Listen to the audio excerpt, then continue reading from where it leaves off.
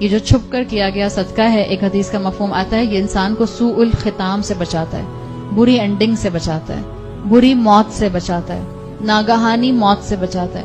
خوب صدقہ کیا کریں، خوب صدقہ کیا کریں، اللہ کی رحمت آپ کے اوپر نازل ہوگی۔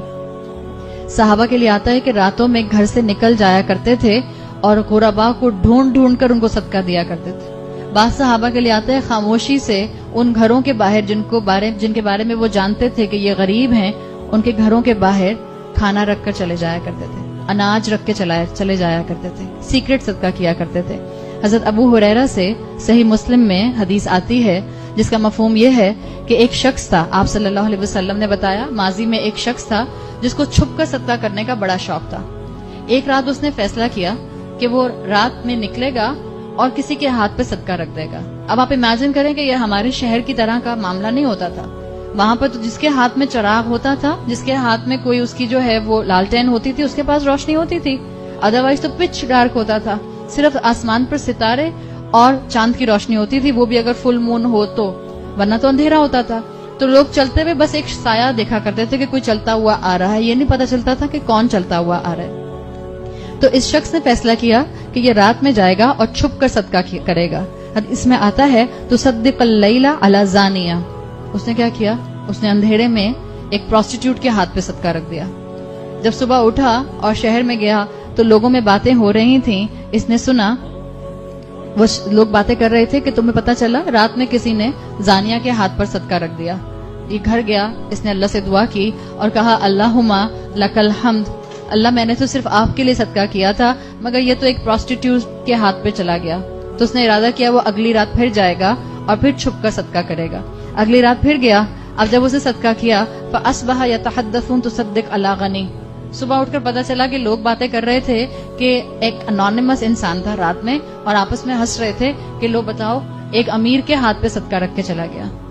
وہ بیچارہ بہت ہی پریشان ہوا، اس نے کہا اللہم لک الحمد، یا اللہ کیا میرا صدقہ قبول نہیں ہو رہا، آج پھر صدقہ کروں گا۔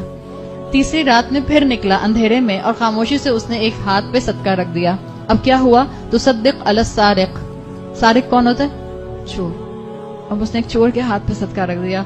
اب میں یہ حدیث پڑھتی ہوں مجھے خیال آتا ہے چور بھی کتنا جینوئن تھا، یعنی چور نے صبح سب کو بتا دیا کہ ایک شریف آدمی رات میں میرے ہاتھ پہ صدقہ رکھ کے چلا گیا۔ آپ اس حدیث کو پڑھیں تو آپ کو معاشرے کی خوبصورتی نظر آتی ہے، چور بھی صبح اٹھ کے بتا رہا ہے کہ کسی نے مجھے صدقہ دے دیا۔ تو لوگ اس شخص کا پھر مذاق اڑانے لگ گئے کہ پھر کوئی انونیمس آیا تھا اور اس نے چور کے ہاتھ پہ صدقہ رکھ دیا۔ اللہم لک الحمد، یہ انسان جو تھا یہ بہت زیادہ ہی اب جو تھا وہ پریشان ہوا، اس نے کہا اللہم لک الحمد علی زانیہ وعلی الغنی وعلی السارق، اللہ میری چیریٹی پتہ نہیں قبول ہوئی یا نہیں ہوئی، میں نے تو 3 دن صرف آپ کی رضا کے لیے چیریٹی کی۔ رسول اللہ صلی اللہ علیہ وسلم کہتے ہیں کہ اللہ تعالیٰ نے ایک فرشتہ اس کو بتانے کے لیے بھیجا کہ تم نے جو بھی صدقہ کیا، زانیہ کو، غنی کو اور چور کو، قبلت، سب قبول کیے گئے۔ اس لیے کہ آپ صلی اللہ علیہ وسلم کہتے ہیں کہ زانیہ کے ہاتھ پہ اس نے صدقہ رکھا، کیا پتا اس کا پیور مال، اس کا پاک مال اس زانیہ کو توفیق دے دیتا کہ وہ زانیہ آئندہ اپنے اس پروفیشن کو چھوڑ دیتی۔